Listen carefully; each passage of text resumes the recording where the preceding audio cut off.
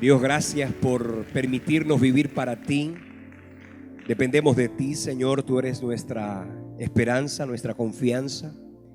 En tu nombre reconocemos hoy nuestra necesidad y declaramos, Padre, tu provisión para cada área de nuestra vida. Llévate todo temor, toda duda, toda ansiedad del corazón y danos la oportunidad de conocerte más, conocer tu palabra, afianzar nuestro corazón en tu verdad. Tu palabra es verdad. Espíritu Santo, agigántanos en la fe, fortalécenos espiritualmente. No permitas que nos desviemos, Señor.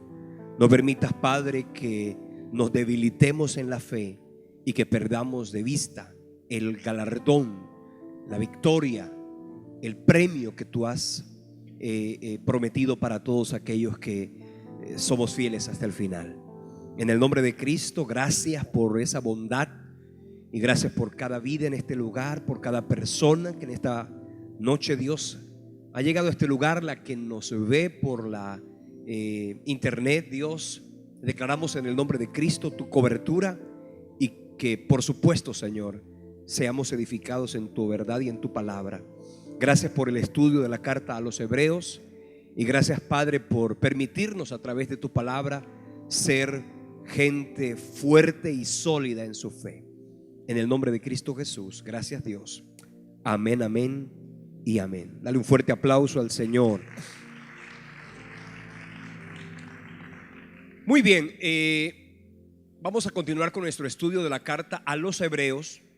En el capítulo 5, entre el 5 y el 6, el autor a los Hebreos introduce un concepto que es muy importante de tener en cuenta. Es el concepto de la apostasía. La apostasía. Les decía yo que en la carta a los Hebreos hay una cantidad de advertencias.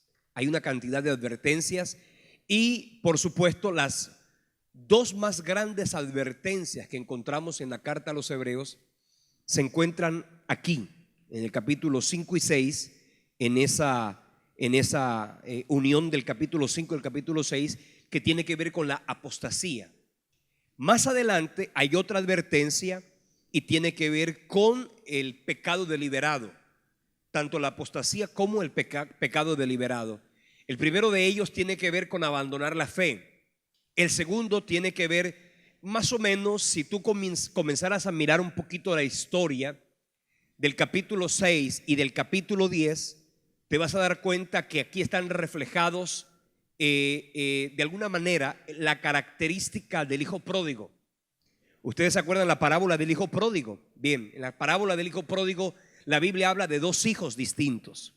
El hijo menor, que dice que habiéndolo juntado todo, cuando le pidió la herencia a su padre, dice que habiéndolo juntado todo se fue a una provincia apartada y allí comenzó a vivir perdidamente. Eso hace referencia a la apostasía, es decir, el que abandona la casa de Dios, el que abandona la casa del Padre, el que se aleja de la vida de Dios. El otro hijo es el que se queda en la casa del Padre, pero es aquel que se de pronto enoja cuando el hijo menor vuelve a casa. Entonces, en este pasaje del capítulo del Evangelio de Lucas, hay una referencia a esto. Y básicamente yo encuentro esas dos advertencias en la carta a los Hebreos. La primera tiene que ver con la apostasía, es decir, aquel creyente que estando un día en medio nuestro, un día decide irse. Y la historia puede ser una de dos del que se decide ir. Una, que pasen los años, que pasen los días y que algún día esa persona vuelva en sí y quiera volver a la casa de Dios. Eso básicamente sería como el que vuelve a casa del Padre. Sería como aquel que regresa al Señor, como el hijo pródigo. Pero también la historia puede ser que uno un día se fue, apostató de la fe y nunca más volvió. Esa es la historia. La historia puede ser una de dos: el que se va de la casa del Padre y simplemente vive perdidamente y no tiene otra oportunidad, porque cuando quiere volver en sí ya definitivamente es demasiado tarde. Entonces esa es la historia del que se va y el que peca deliberadamente, el que apostata de la fe. Más adelante en el capítulo 10, la Biblia habla del que peca deliberadamente. Más o menos tiene que ver mucho con aquel que hace mal uso de la gracia de Dios. Entonces no es como el hijo pródigo que se fue, sino como el hijo que se queda en la casa, pero comienza a vivir aún en la casa, en la religiosidad del templo y de la vida cristiana, comienza a vivir perdidamente. Cuando comienza la gente a vivir perdidamente. Entonces, esas dos advertencias las vamos a sustraer del estudio que hemos venido llevando para un día. Vamos a hablar, un miércoles, vamos a hablar de estos dos pasajes de manera particular. ¿Está claro? Así que un día vamos a juntar el capítulo 5 y 6 con el capítulo 10 y vamos a hablar de esas dos grandes advertencias de la carta a los hebreos. Voy a continuar simplemente haciendo remembranza un poco acerca del capítulo 6, en los versículos 18 en adelante. Dice en la escritura, más bien el 19 y 20 dice: por la cual tenemos como segura y firme ancla del alma, y que penetra hasta dentro del velo, donde Jesús entró por nosotros como precursor, hecho sumo sacerdote para siempre, según el orden de Melquisedec. Aquí habla del ancla, habla del ancla. Y bueno, para un barco, el ancla es algo que le permite mantenerse estable. Los barcos que están en el mar, si no tienen un ancla, van a simplemente, yo no sé cómo se llamaría el término desde el punto de vista de, comienza a irse a la deriva.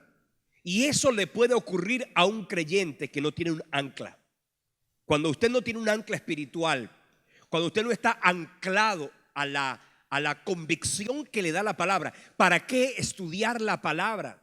Algunos dirán, pues ya yo me lo sé. Otra vez el mismo tema, ¿sabes qué? Es el ancla que nosotros permanentemente debemos tener en nuestra vida espiritual. Porque si tú y yo no tenemos un ancla, literalmente vamos ¿cómo decíamos? A ir a la deriva. Pero ¿cómo sería el verbo? Naufragar es el que se hunde.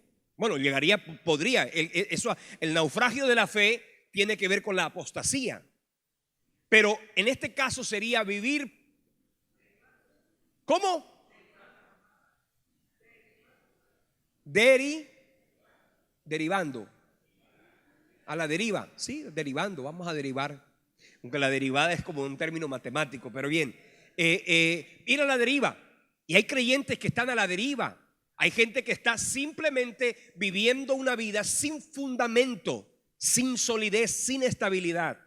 Y déjeme decirle una cosa, esto no puede ser algo que usted viva a base de emociones. Las emociones pueden llevarlo a usted un día a sentirse contento y feliz y cualquier día sentirse desanimado y triste. Mire, cuando usted pase de ser un creyente emocional a ser un creyente espiritual, usted comenzará a vivir por principios y por convicciones y no por emociones meramente. Cuando un creyente pasa esa barrera de lo emocional, cuando un creyente pasa la barrera de lo emocional, significa que es un creyente que está estable. Significa que es un creyente que pase lo que pase, suceda lo que suceda, tanto por dentro como por fuera de la iglesia, nada lo va a desestabilizar porque ya entró en un nivel de convicción. Mira, cuando tú tienes esa convicción, no importa que un siervo de Dios, un líder, un ministro caiga, falle, peque, porque usted no se va a ir al mundo porque alguien pecó.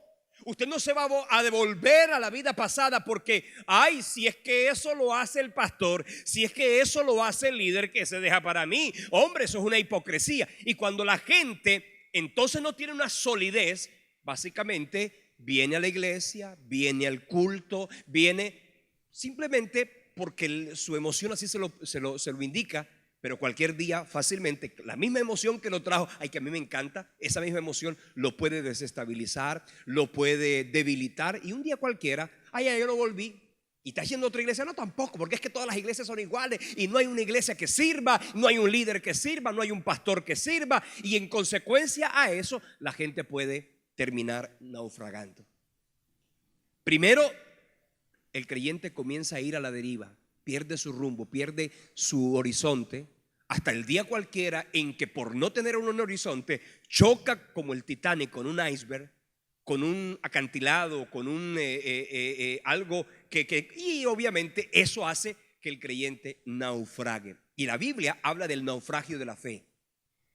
Y el naufragio de la fe sería obviamente similar a decir se perdió en la vida de una persona, que volvió atrás, que simplemente perdió su esencia, perdió su destino, su sentido. Eso es importante que ustedes y yo lo tengamos claro, que aprendamos. ¿Para qué estudiamos la palabra? Para tener solidez espiritual. ¿Para qué estudiamos la palabra? Para tener constancia espiritual, para no desanimarnos, para no debilitarnos, para no dejarnos influenciar por vientos de doctrina. Así que un viento sería eso. El apóstol Pablo lo decía de una manera muy profunda. En la segunda carta a Timoteo le decía: llegará el momento en que algunos podrán ser de pronto por una corriente llevados de aquí para allá y perder el horizonte y perder su vida espiritual.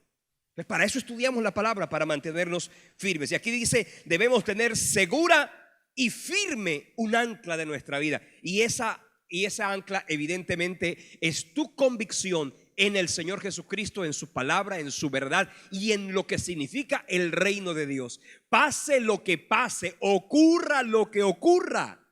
Porque mire, hay personas que pueden llegar a una iglesia y en las iglesias en todas las iglesias puede que haya algún día algo que a una persona nueva, a una persona débil la desanime. De pronto un día hubo una obra de teatro que de pronto no fue muy atinada. Otro día pidieron una ofrenda y pidieron yo no sé tanto. Y entonces los que son nuevos en la fe, al sentirse, hombre, esto no es, y terminan abandonando por lo que observan, porque son personas que fácilmente están sucumbidas ante sus emociones. Cuando una persona está ya convencida de su vida espiritual, pase lo que pase, ocurra lo que ocurra, sabe que su vida espiritual le pertenece al Señor. Y pase lo que pase, se entere de lo que se entere, oiga lo que quiera oír, hablen lo que quieran hablar. ¿Sabes qué? La esperanza y la convicción de una persona que tiene una vida espiritual firme no está en los hombres, está en Dios. Y yo te pregunto en esta hora: ¿en quién tienes tú tu mirada? ¿En quién tienes tú tu mirada? ¿En quién has puesto tú tu mirada? Si tu mirada está puesta en los hombres, tarde o temprano te vas a desanimar, tarde o temprano te van a defraudar, tarde o temprano te vas a decepcionar. Pero si tu mirada está puesta en el Señor, eso definitivamente te va a dar estabilidad. Entonces, eso es lo que Dios quiere que nosotros hagamos cuando estudiamos la palabra, que tengamos un ancla, que tu alma tenga un ancla, pase lo que pase, y no por emociones. No, que es que ahora, mire, desde que yo me convertí a Cristo hace 23 años, ¿sabes qué? Yo encontré en Cristo mi confianza, en Él encontré mi esperanza. Atrás, al mundo, ¿a qué? Como dijo Pedro, ¿a qué? ¿A dónde iremos? Si solo tú tienes palabras de vida eterna. ¿A dónde iré? ¿A dónde iré si solo tú tienes palabras de vida eterna? Entonces, ¿para qué estudiamos la palabra? Para tener solidez, para tener estabilidad. Y para que eso pasa lo mismo con el matrimonio. Los primeros días del matrimonio, la gente puede que tenga el idilio amoroso, el enamoramiento de la primera etapa, pero llega un momento en que ese idilio del primer instante pasa. Y entonces alguien dice que la mayoría de los matrimonios, más o menos a los 7, 6, 7 u 8 años, tiene una gran crisis donde muchos matrimonios se acaban, muchos matrimonios sucumben, naufragan, muchos matrimonios definitivamente no continúan. Pero cuando un matrimonio pasa de la emoción a la convicción, y esa convicción está plataformada en el temor a Dios, ¿sabes qué? Es un matrimonio que será hasta que la muerte los separe. Amén. ¿Cuántos quieren tener un matrimonio así hasta que la muerte los separe? Entonces, ¿qué es lo que le va a brindar a usted eso? Definitivamente el que usted pase de la emoción a la convicción. Que usted diga: yo estoy casado con fulana o con fulano, ¿cierto? Y estoy casado por una convicción espiritual. Es una convicción, lo entiendo, lo comprendo. Y no voy a dejar que en mi vida espiritual y en mi vida matrimonial nada me haga desviar mi mirada. Así que no permitas que nada te haga perder la bendición que el Señor te ha entregado. Aquí dice el apóstol, escritor a los hebreos, eso. Dice que cuando tú tienes un ancla firme, ella te permite entrar hasta dentro del velo. Entrar dentro del velo, estar dentro del velo, es estar más allá del lugar santísimo. Estar en el lugar santísimo, es decir, cuando tú tienes una convicción espiritual, esa convicción espiritual te permite tener esa comunión directa con el Señor. Una comunión permanente, eres tú y Dios, y allí en la intimidad, en la profundidad de tu relación con Dios. Y eso es definitivamente algo en lo que nosotros debemos tener presente. Porque Cristo dice, entró por nosotros a ese lugar santísimo, y no solamente entró, sino que nos abrió la entrada para que nosotros podamos también disfrutar de esa bendición. Aquí habla el autor y hace referencia al sacerdocio según el orden de Melquisedec. En días pasados estuvimos hablando acerca del sacerdocio y estuvimos hablando varias cosas acerca de ese concepto sacerdotal y de lo que por supuesto la Biblia enseña acerca de ese sacerdocio, un sacerdocio que definitivamente es diferente. Quiero que miremos y estudiemos, o leamos más bien, Hebreos capítulo 7, del 1 en adelante. Hebreos 7, del 1 en adelante, dice la palabra del Señor de la siguiente manera. Búscalo en tu Biblia o léelo en la pantalla. Yo espero que los miércoles usted traiga Biblia, por favor. Dice la palabra del Señor de la siguiente manera: porque este Melquisedec, y comienza a hablar de un hombre llamado Melquisedec, un personaje diferente, enigmático, misterioso inclusive en la Biblia. Melquisedec. Yo creo que si hay un personaje enigmático en la Biblia, si hay un personaje misterioso en la Biblia, ese es Melquisedec. Y vamos a leer lo que dice la Biblia de él. Dice: porque este Melquisedec, rey de Salem, sacerdote del Dios Altísimo, que salió a recibir a Abraham, que volvía de la derrota de los reyes, y le bendijo, a quien asimismo dio a Abraham los diezmos de todo, cuyo nombre significa primeramente rey de justicia y también rey de Salem, esto es, rey de paz, sin padre, sin madre, sin genealogía, que no tiene principio de días ni fin de vida, sino hecho semejante al Hijo de Dios, permanece sacerdote para siempre. Considerad pues cuán grande era este a quien Abraham el patriarca dio los diezmos del botín. Ciertamente los que de entre los hijos de Leví reciben el sacerdocio tienen mandamiento de tomar del pueblo los diezmos según la ley, es decir, de sus hermanos, aunque estos también hayan salido de los lomos de Abraham. Pero aquel cuya genealogía no es contada de entre ellos, tomó de Abraham los diezmos y bendijo al que tenía las promesas. Y sin discusión alguna, el menor es bendecido por el mayor. Y aquí ciertamente reciben los diezmos hombres mortales, pero allí uno de quien se da testimonio de que vive. Y por decirlo así, en Abraham pagó el diezmo también Leví, que recibe los diezmos, porque aún estaba en los lomos de su padre cuando Melquisedec le salió al encuentro. Bien, leyendo esto en la Biblia encontramos básicamente que se introduce el testimonio de un hombre llamado Melquisedec. Y cuando hablamos de Melquisedec tenemos que mirar un personaje enigmático, un personaje que hace referencia a un pasaje de la Biblia, exactamente del capítulo 14 del libro de Génesis. Génesis capítulo 14, y específicamente desde el versículo 17 al 20 vamos a leer Génesis 14, 17 al 20, y vamos a recordar un poquito la historia de ese Melquisedec. Dice la Biblia así: cuando volvía de la derrota de Kedorlaomer y de los reyes que con él estaban, salió el rey de Sodoma a recibirlo al valle de Sabe, que es el valle del rey. Entonces Melquisedec, rey de Salem y sacerdote del Dios Altísimo, sacó pan y además vino, y le bendijo diciendo: bendito sea Abraham del Dios Altísimo, creador de los cielos y de la tierra, y bendito sea el Dios Altísimo, que entregó tus enemigos en tu mano y le dio a Abraham los diezmos de todo. Vamos a dejar hasta el versículo 20. Y fíjense ustedes que está hablando de Melquisedec. Ahora, es interesante que Melquisedec en el capítulo 14, acuérdense ustedes que en el libro de Génesis, en todo el libro de Génesis, no hay referencia al ministerio sacerdotal. No hay en todo el libro de Génesis ninguna referencia al ministerio sacerdotal, porque eso fue algo que se introduce con la ley, y la ley llegó solo con Moisés. Por lo tanto, es bastante curioso, profundamente asombroso, enigmático y además misterioso que un personaje como Melquisedec, hoy y en ese entonces, Abraham le haya dado los diezmos y le haya reconocido como sacerdote del Dios Altísimo. Eso de verdad que es bastante misterioso. Los eruditos han estudiado, han tratado de saber quién era Melquisedec, y por lo menos hay tres teorías. La primera teoría es que ese Melquisedec era un ángel, un ser angelical, un ser angelical. Eso es una primera opinión que la gente tiene de Melquisedec, que era un ángel.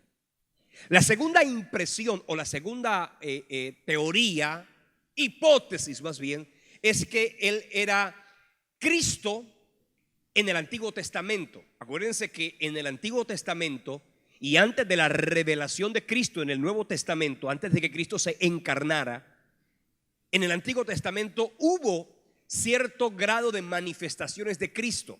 En teología se conocen con el nombre de cristofanías, que es una manifestación de Cristo en el Antiguo Testamento.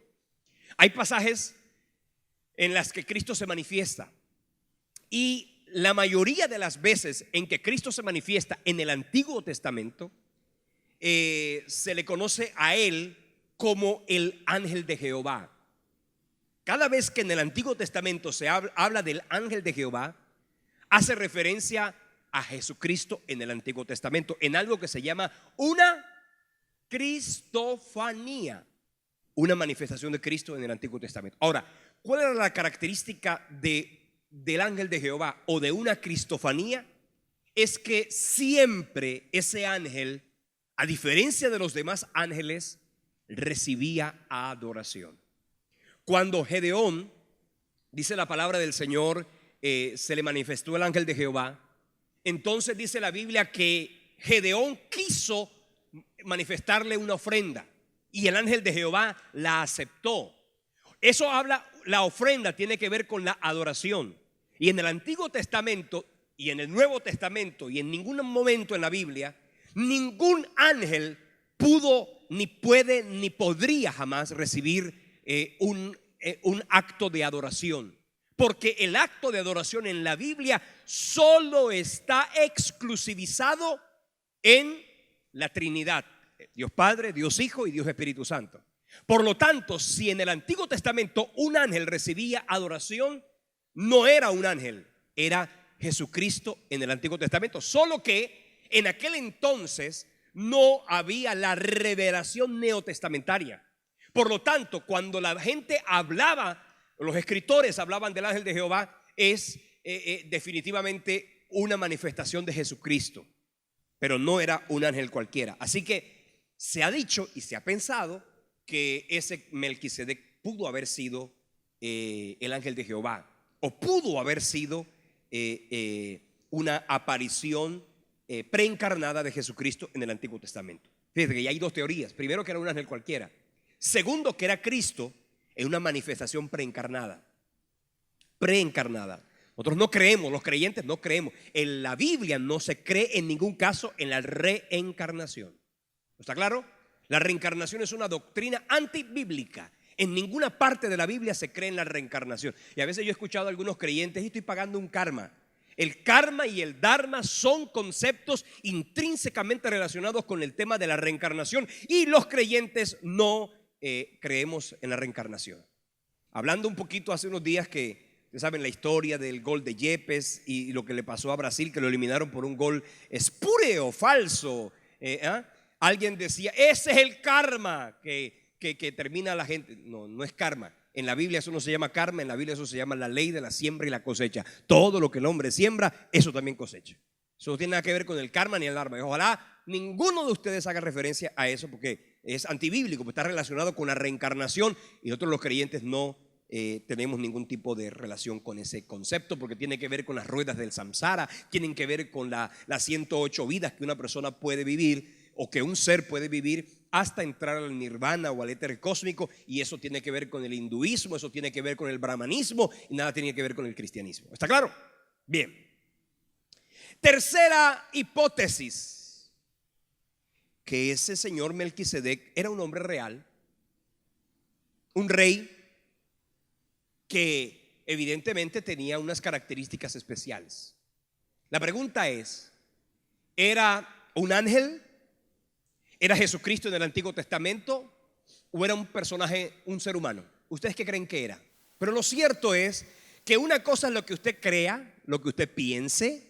Una cosa es lo que yo crea o lo que yo piense, y otra cosa es lo que dice la Biblia. Por eso cuando se trata de interpretar la Biblia, no es lo que yo intuyo o lo que yo supongo o lo que yo sustraigo de la Biblia. Porque una cosa es la aplicación. La aplicación puede ser personal, particular. Yo leo un pasaje, tú lo aplicas de esta manera, tú lo aplicas de esa manera, usted su merced lo aplica de esa forma, yo de esta manera. La aplicación de un texto bíblico puede ser tan variado como personas haya.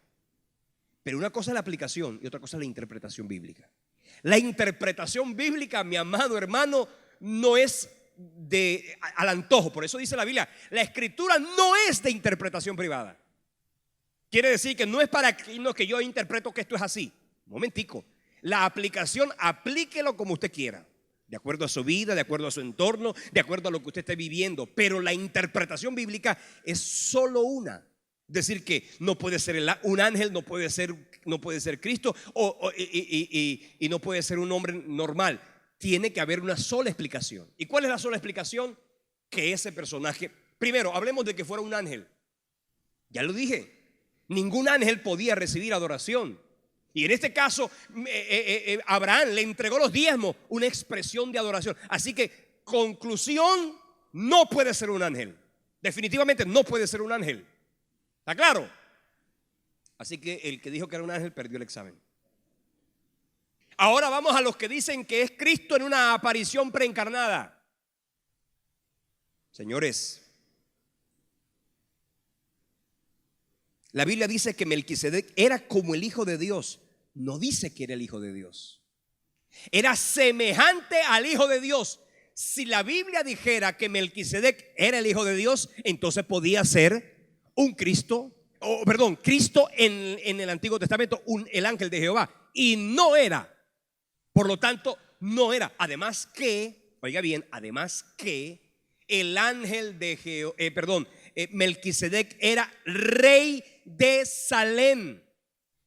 Y Jesucristo no vino a ser el rey de ningún Salem, ni de ningún Jerusalén, ni de ningún Belén. Él no vino a ser rey de ninguna ciudad de la tierra. Porque si así hubiera sido, entonces Cristo le hubiera dicho a Poncio Pilato, quítate tú para ponerme yo. Y él dijo, ¿sabes qué? Mi reino no es de este mundo. Yo no vine a reinar el reino de los hombres. Por lo tanto, no puede ser Cristo. ¿Está claro? Ni Cristo ni ningún ángel ha sido literalmente rey o sacerdote de una ciudad terrenal. ¿Está claro? Además, si hubiera sido Cristo, ¿qué hubiera hecho Cristo con la cantidad de ovejas y cabras que Abraham le entregó a este personaje misterioso? De manera que no era Cristo. Entonces, ¿cuál sería la explicación? La tercera, que era un hombre. Un hombre normal. Un personaje diferente. Un ser humano, por supuesto, misterioso, sí. Pero la Biblia lo dice. Era sacerdote de Dios, escogido por Dios, enviado por Dios para ministrar en un lugar y en un tiempo escogido también por Dios. De manera sobrenatural, Dios, que puede escoger a quien Él quiere, escogió a ese señor llamado Melquisedec. Dice la palabra de Dios cuando hablamos de Melquisedec que era, óigame bien, rey de justicia, rey de Salem, es decir, rey de paz. Entonces yo puedo decir que era un hombre normal, con unas características especiales, pero que ese Melquisedec era un hombre tipo de Jesucristo, pero no que era Jesucristo. ¿Está claro? Vamos a leer, por ejemplo, aquí dice: sin padre, sin madre, sin genealogía, que no tiene principio de días ni fin de vida. Quiere decir que cuando hablamos de Melquisedec, es decir, este sacerdote simplemente aparece en la escena de la historia bíblica y luego desaparece sin dejar registro alguno de un sucesor. Es decir, estamos hablando de un sacerdocio de un orden eterno, diferente, una persona a quien la Biblia no le da ningún tipo de genealogía, aparece en la escena bíblica y desaparece. Más o menos como pudo haber ocurrido con Enoc, que caminó con Dios y Dios se lo llevó, nunca murió. O como Elías, la Biblia dice que solamente en la tierra, en la historia, solamente dos personas no han muerto. Uno es Enoc y otro es Elías. De resto, todos los seres humanos han muerto.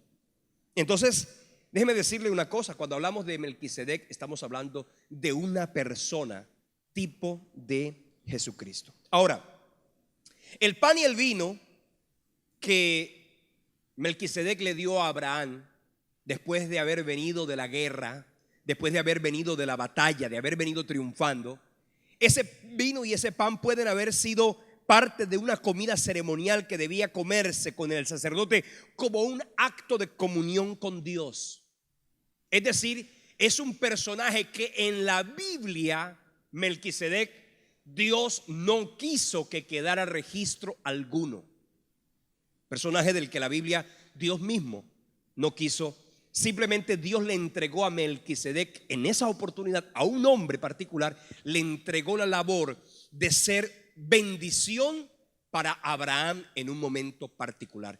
Pero Abraham, cuando lo vio, lo reconoció. Es decir, que Melquisedec era un hombre que, así como Abraham era un hombre de una cultura diferente, porque Abraham no era judío. Acuérdense que Abraham era de la Mesopotamia, de Ur de los Caldeos.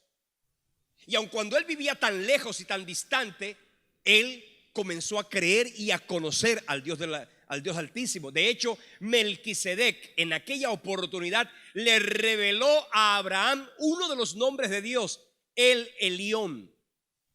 Elión, que significa el Dios Altísimo. Entonces, cuando se habla del Elión, significa, en la Biblia, el nombre El significa Dios. ¿Ok? El significa Dios. Por eso se dice Elohim, el Shaddai, el Elión, el Olam. Y él significa Dios. Por ejemplo, el Olam significa el Dios eterno. El Shaddai, ¿qué significa? ¿El qué? El Dios todo suficiente. Cuando hablamos de el Elión, el Dios, ¿cómo? Y acabo de decirlo, fácil, en un examen así tan. Entonces fíjese usted que habla de que le ofreció pan y vino. Ese personaje, definitivamente, ese pan y vino representaba la obra sacrificial de Jesucristo. No es casualidad que haya sido pan y vino, lo mismo que Jesús usó para establecer la cena del Señor.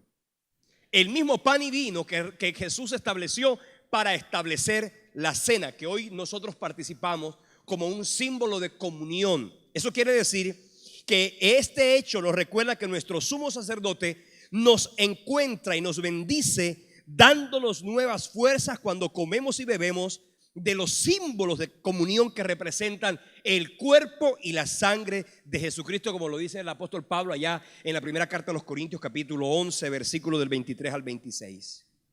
Entonces, hermanos, definitivamente ese sacerdote llamado Melquisedec es un tipo de Jesucristo. Y dice, rey de Salem. Es que Salem así era reconocida antes la ciudad que hoy se llama Jerusalén.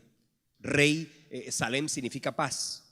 Entonces estamos hablando de que ese personaje definitivamente es enigmático. Si usted quiere conocer más de Melquisedec, tendrá que esperarse a cuando usted llegue a la edad de las edades y cuando usted pueda entrar a la esfera eterna. Allá le van a explicar un poco más quién fue Melquisedec, porque si usted se quiere poner a investigar quién fue Melquisedec, entonces usted va a tener que ir a buscar literatura extrabíblica que muy seguramente le va a traer información de Melquisedec que no es correcta, que es inventada, porque lo que la Biblia dice de Melquisedec ya lo acabamos de leer, no dice más nada. ¿Está claro? Es un personaje que aparece, que simplemente establece una bendición. Y de esa manera, en ese personaje, Dios se mantiene una referencia para establecer un nuevo sacerdocio que definitivamente es maravilloso. Ahora, cuando el autor a los Hebreos está hablando de Melquisedec, le está hablando al pueblo hebreo. El pueblo hebreo, primero que todo, en ese momento, los hebreos que se habían convertido a Cristo, que querían volver al judaísmo, estaban creyendo que el sacerdocio de Aarón, el sacerdocio levítico, era más importante que cualquier cosa.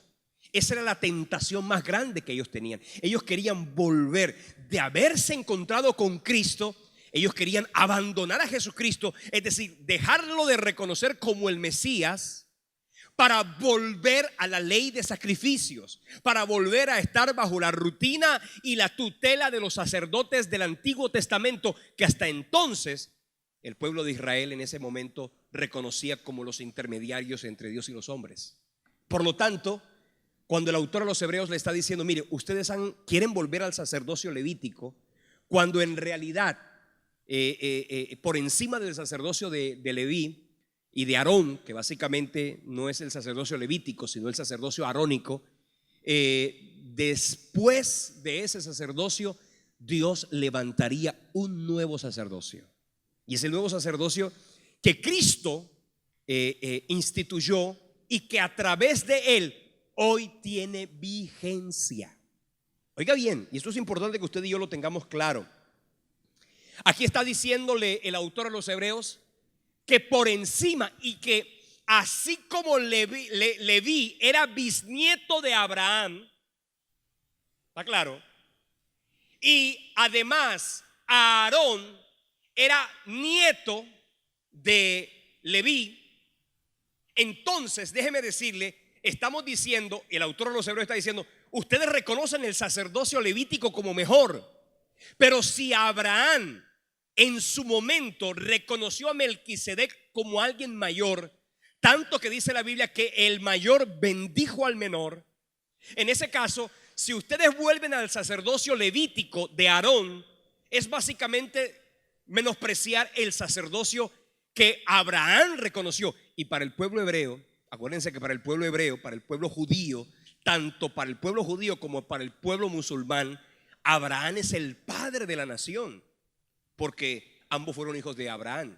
Entonces, si Abraham reconoció la grandeza y la mayor bendición y dignidad de Melquisedec, si ellos rechazan el sacerdocio de Melquisedec, era básicamente decir que Abraham se había equivocado en honrar y bendecir a Melquisedec en su momento. En ese caso, la Biblia lo registra y David también lo predijo en el Salmo 110.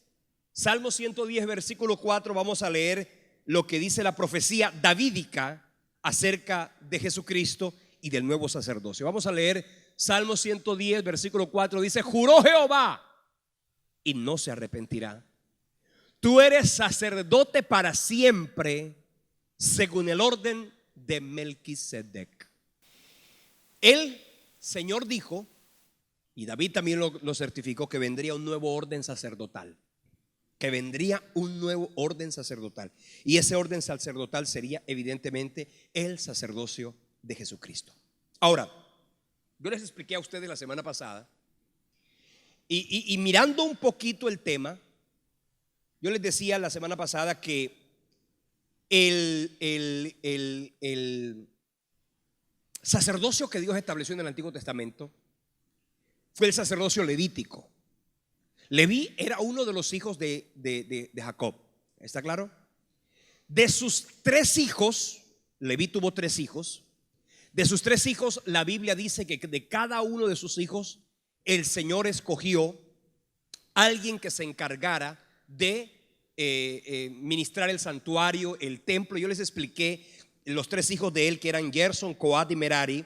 Esos 3 hijos de Leví tenían la responsabilidad de ministrar lo que correspondía al santuario, al tabernáculo y a todos los elementos del Antiguo Testamento, del tabernáculo y del templo. Pero luego Dios, después de haber establecido la tribu de Leví como la tribu sacerdotal, Él establece el ministerio particular del sacerdocio. Los 3 hijos tenían una función, pero específicamente en Aarón y luego de la descendencia de Aarón, porque el primer sumo sacerdote que el Señor escogió era Aarón. De Aarón hacia abajo, el hijo mayor de Aarón debía recibir el sumo sacerdocio. No podía ser el segundo hijo ni el tercer hijo, tenía que ser el hijo mayor, el que asumiera el sumo sacerdocio. Aarón podía tener más hijos, por supuesto, de hecho tuvo 3. Tuvo Eleazar y Tamar. Hubo 2 hijos de Aarón, llamado uno Nadab y Abiú, ¿cierto? Que son los quemó el Señor porque quisieron usurpar el ministerio del sumo sacerdote. Solamente podía ser sumo sacerdote.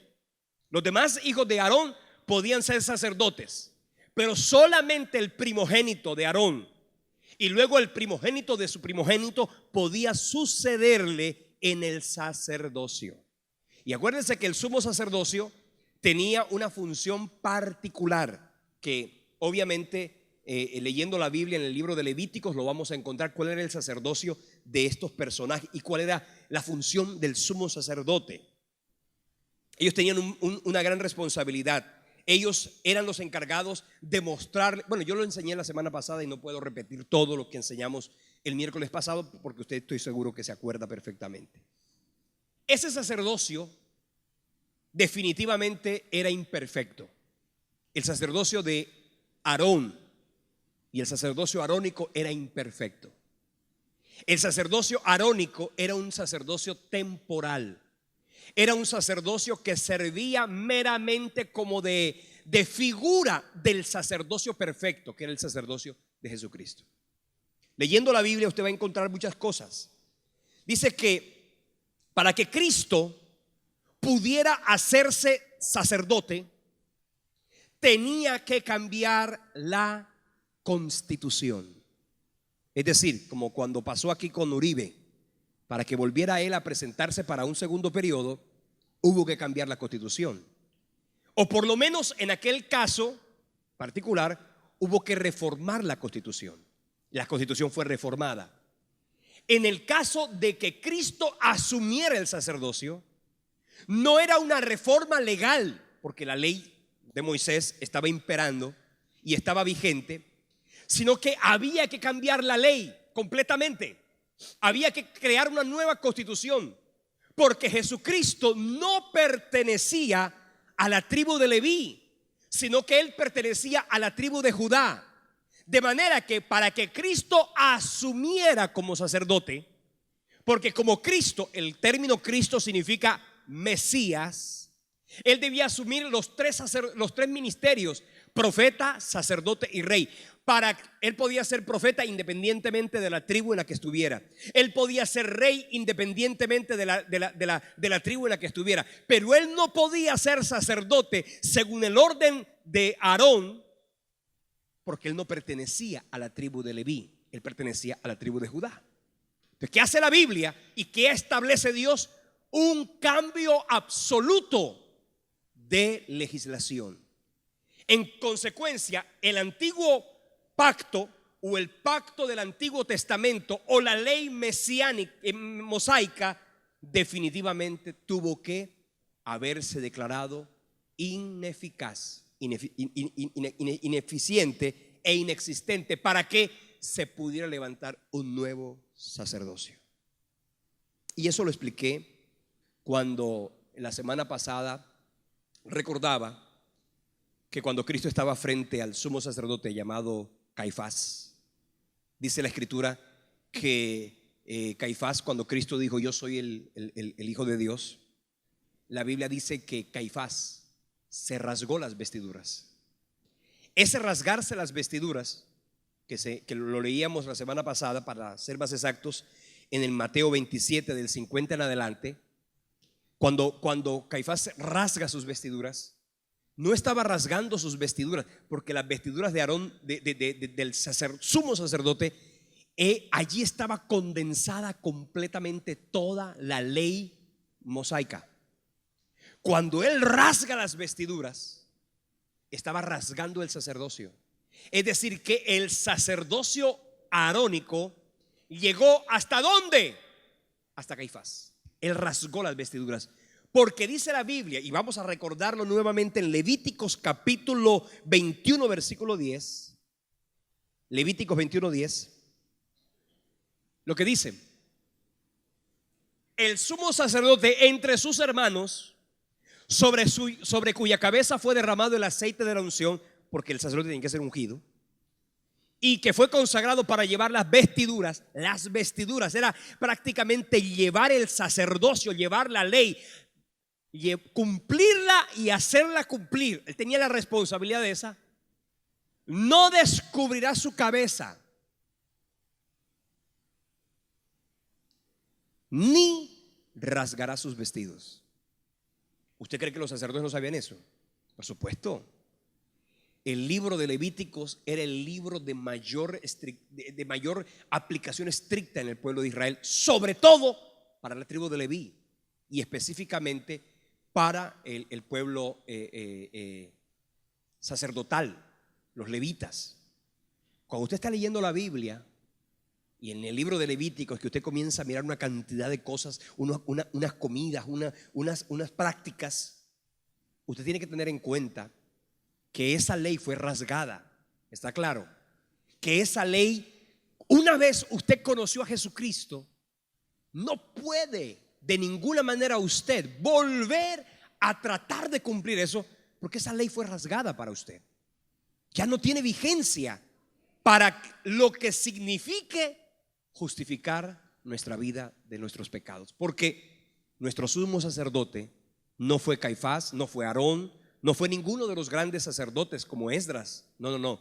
Nuestro sacerdote, el que rompió el velo, se llama Jesucristo, y con él tú y yo podemos entrar directamente al trono de la gracia. Entonces, cambiada la tribu, cambiada la ley, establecido un nuevo sacerdocio. Qué hermoso, ¿eh?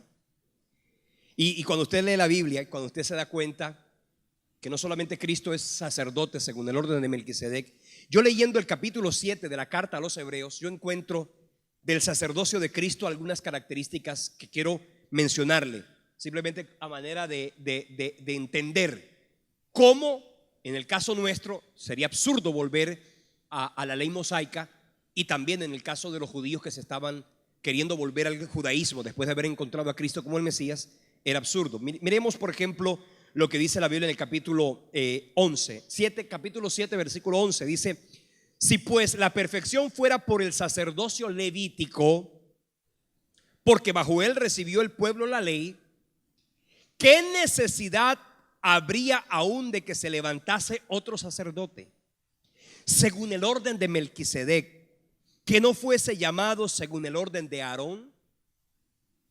Versículo 2, importante: porque cambiado el sacerdocio, ya se cambió el sacerdocio, necesario es que también haya cambio de ley. Cambio de ley. Cambiado el sacerdocio, cambiada la ley. Cambiado el sacerdocio, cambiada la ley. En la antigüedad, una sola tribu podía acceder al tabernáculo y al templo. Hoy no hay tabernáculo. Hoy no hay templo.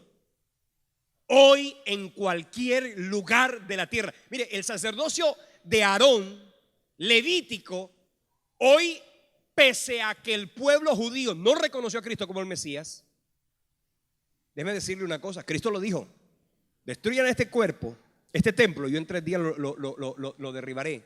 ¿Sabe qué estaba diciendo? Este templito que ustedes han adorado, porque el pueblo de Israel adoró literalmente el templo, yo le digo, se los voy a quitar. No es casualidad que en el año 70 después de Cristo, el emperador romano Tito haya llegado a Jerusalén y haya literalmente derribado todo el templo. Hoy día los judíos no ofrecen sacrificios, no los ofrecen. No porque hayan creído en Cristo, ni porque hayan creído que el sacerdocio arónico se acabó, pues no tienen templo. Ellos van a querer un día levantar el templo para restaurar y reiniciar los sacrificios. ¿Usted cree que es casualidad eso? Desde luego que no. Eso lo estableció el que se haya derribado el templo. No fue obra de Tito ni de ningún emperador romano. Fue obra del mismo Dios que usó a Tito. Así como usó un emperador, como por ejemplo el emperador Darío del imperio de Media y de Persia, para reconstruir el templo, asimismo Dios usó el emperador de otro imperio para derribar y para destruir ese templo. Importante que usted y yo entendamos, porque se nos ha hecho creer, y la iglesia o el cristianismo o la gente que no conoce la palabra ha querido revivir el sacerdocio del Antiguo Testamento. Noten ustedes, y nada más a manera de observación sencilla, noten ustedes el sacerdocio que tiene la iglesia religiosa de Roma, la iglesia tradicional. No es un sacerdocio neotestamentario, no. Es un sacerdocio casi similar, semejante al del Antiguo Testamento. Fíjense que inclusive tienen un sumo, como en la iglesia el pueblo hebreo en la antigüedad tiene un sumo sacerdote. Bueno, la iglesia tradicional tiene un sumo pontífice, como que fuera el intermediario, el que abre y ninguno cierra, y cierra y ninguno abre. Ese sacerdocio no tiene vigencia, no tiene validez. Bueno, hay mucho que enseñar allí, y yo estoy seguro que usted está entendiendo lo que el Espíritu le está mostrando. Fue cambiado el sacerdocio, fue cambiada también la ley. La ley que hoy impera, ¿sabe cuál es? La ley del Espíritu de vida en Cristo Jesús, la que nos ha librado de la ley del pecado y de la muerte. Porque la ley del Antiguo Testamento no cambiaba a nadie. La gente seguía siendo corrupta, seguía siendo perversa, seguía siendo pecadora. La ley del Espíritu de vida en Cristo Jesús no nos limpia externamente, nos limpia internamente y nos transforma a la imagen de Jesucristo. ¿Está claro? Dice el versículo 14: porque manifiesto es que nuestro Señor vino de la tribu de Judá. Ya usted lo sabe, ¿no? De la cual nada habló Moisés tocante al sacerdocio. Dice el versículo 15, mire el sacerdocio de Jesucristo, que el versículo 15 dice que es un sacerdote distinto. Es decir, que el sacerdocio de Cristo es un sacerdocio distinto. Primera característica del sacerdocio de Cristo es que es, diga conmigo, distinto. No es igual, no es semejante. Por eso el sacerdocio de la iglesia hoy día no puede ser ni siquiera semejante al sacerdocio del Antiguo Testamento. Ni con los atuendos, ni con las vestiduras, ni con el ritual, ni con la campanita, ni con nada de eso, ni con el incienso, ni con nada de eso. Aquí no usamos nada de eso, porque en el nuevo sacerdocio de Dios, establecido en Cristo, no hay lugar a incienso, no hay lugar a ninguna cosa de esas, porque son absolutamente innecesarias, inútiles. Y yo podría usar otra palabra que es aún más fuerte, como por ejemplo decir que es aberrante. Por una sola razón: Jesucristo ya ofreció un sacrificio perfecto, al cual no hay que añadirle nada, al cual no hay que colocarle nada, porque la obra de Cristo fue perfecta en la cruz. Amén. Así que orad, hermanos, para que este sacrificio mío y vuestro sea agradable a Dios Padre. Oiga, hermano, eso es antibíblico. Es distinto. Dice el versículo 18: queda pues abrogado el mandamiento anterior a causa de la debilidad e ineficacia, pues nada perfeccionó la ley, y de la introducción de una mejor esperanza, por lo cual nos acercamos a Dios. Quiere decir que no solamente es distinto, es nuevo, es fuerte y es eficaz. El sacerdocio de Cristo es nuevo, es fuerte, y cuando digo fuerte está diciendo que es estable, que es eficaz. Quiere decir que una persona no tiene por qué someterse al rudimento de un ritual,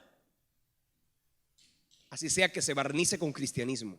Eso es judaísmo barnizado con un poco de cristianismo, pero es judaísmo, eso es ley, eso no es Nuevo Testamento, eso no es gracia. ¿Está claro? Y por eso no fue hecho sin juramento. Bueno, aquí dice que el sacerdocio de Aarón, Dios lo estableció por genealogía. En el caso de Cristo no fue por genealogía, fue por juramento. Y déjeme decirle una cosa: no hay nada más grande en la tierra que el juramento de Dios. Porque la Biblia dice en la carta a los Hebreos, capítulo 6, versículo 17: por lo cual, queriendo Dios mostrar más abundantemente a los herederos de la promesa la inmutabilidad de su consejo, interpuso juramento, para que por dos cosas inmutables, en las cuales es imposible que Dios mienta, tengamos un fortísimo consuelo los que hemos acudido para asirnos de la esperanza puesta delante de nosotros. Mire, cuando dice las dos cosas inmutables, ¿sabe qué está diciendo? Las dos cosas, ¿cuáles son? Primero, que Dios no miente. Diga conmigo: Dios no miente. Dios no miente. Y lo segundo, sabiendo que Dios no miente y sin necesidad de juramento, porque si Dios no miente, su juramento sería, digámoslo, innecesario. Pero ¿sabes qué hace Dios? No solamente te dice que Él no miente, sino que te establece un juramento diciendo, dice, no teniendo por alguien más por quien jurar, juró por sí mismo. Quiere decir, hermano, que el sacrificio de Cristo fue tan poderoso que su sacerdocio hoy tiene una vigencia impresionantemente fuerte. Juró el Señor y no se arrepentirá: tú eres sacerdote para siempre, según el orden de Melquisedec. Aquí habla de la eternidad de ese sacerdocio, porque el sacerdocio aarónico era un sacerdocio que duraba mientras el personaje vivía. Si el personaje se moría, había que sucederlo, su hijo mayor lo tenía que suceder. ¿Está claro? Cumplidos los años de su servicio, tenían que entregar el sacerdocio. ¿Está claro? Tenían que entregar el sacerdocio. Un sacerdote podía comenzar su ministerio a los 30 años y terminaba a los 50. Fuera. No podía seguir siendo sacerdote. No podía anclarse. Ese sacerdocio vitalicio allí hasta que se muera, no. Ese no, fíjese, no es el sacerdocio que estableció el Señor en su palabra en el Antiguo Testamento. Es eterno. ¿Aló? Versículo 24 dice: mas por cuanto permanece para siempre, tiene un sacerdocio inmutable. ¿Sabe qué significa inmutable? Que no cambia. Así que el sacerdocio de Cristo es inmutable. Más adelante dice: porque tal sumo sacerdote nos convenía, santo, inocente, sin mancha, apartado de los pecadores y hecho más sublime que los cielos. Dice en este caso que no tiene necesidad cada día, como aquellos primeros sacerdotes, de ofrecer, o sumos sacerdotes, de ofrecer primero sacrificios por sus propios pecados y luego por los del pueblo, pues esto lo hizo una vez para siempre, ofreciéndose a sí mismo. Cuando está diciendo que es perfecto, Es decir, que no necesita ofrecerse nuevamente. Es perfecto. Esto, por supuesto, es maravilloso. Así que el sacerdocio de Cristo tiene estas características. Primero, es distinto, es nuevo, es fuerte, es eficaz, es eterno, es inmutable y es perfecto. Perfecto. Amén. Y en ese caso dice el versículo 28, porque la ley constituye sumos sacerdotes a hombres débiles, pero la palabra del juramento posterior a la ley, al Hijo, hecho perfecto para siempre. Ahora, no es tanto y no es solo que el sacrificio de Cristo es perfecto, sino que la palabra de Dios dice que a ti y a mí hoy Él nos hace reyes y sacerdotes. Qué hermoso eso, ¿eh? Significa que el sacerdocio de Cristo que Él está ejerciendo hoy en los cielos, porque intercede por ti y por mí, es el sacerdocio que tú y yo debemos ejercer en nuestra familia. Tú eres el sacerdote de tu familia. ¿Aló? Tú eres el sacerdote de tus amigos. Es decir, tú tienes esa responsabilidad. De lo que conoces de Dios, no tienes que conocer mucho. De que lo que sabes de Dios, y no tienes que saber mucho, lo tienes que trascender a la vida de ellos.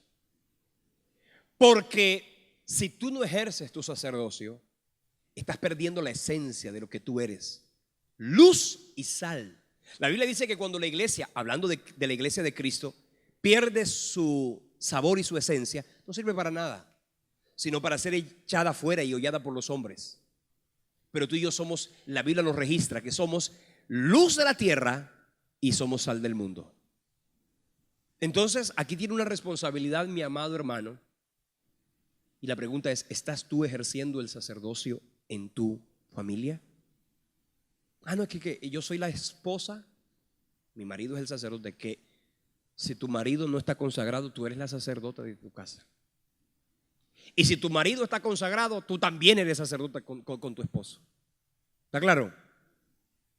Tienes la responsabilidad de ¿qué? De ser un puente de bendición.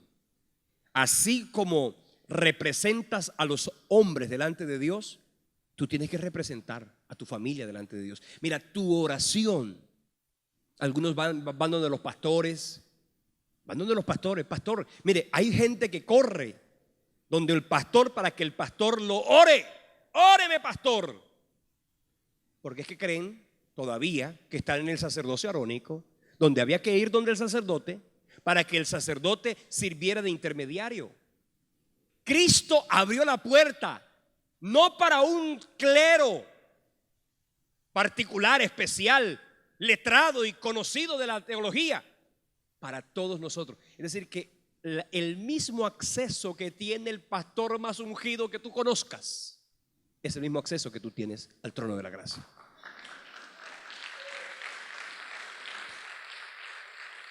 No es problema sino de autoridad. Que tú reconozcas que tu oración tiene autoridad. Porque no hay una oración más de mayor. Mire, la oración por ti, nadie mejor que tú la puede hacer. ¿Ya? La oración por tu esposa, nadie mejor que tú la puede hacer. La oración por tus hijos, nadie mejor que tú la puede hacer. El problema es que usted no ora y quiere que otro ore por usted. El problema es que usted no ora y quiere que un pastor ore por su esposa. Usted es el sacerdote de su casa. ¿Sabía usted eso? Por consecuencia, es una responsabilidad. La Biblia dice que nosotros somos real sacerdocio. Somos una nación santa. Somos un pueblo adquirido por Dios, para que anunciemos las virtudes de aquel que nos llamó de las tinieblas a la luz admirable.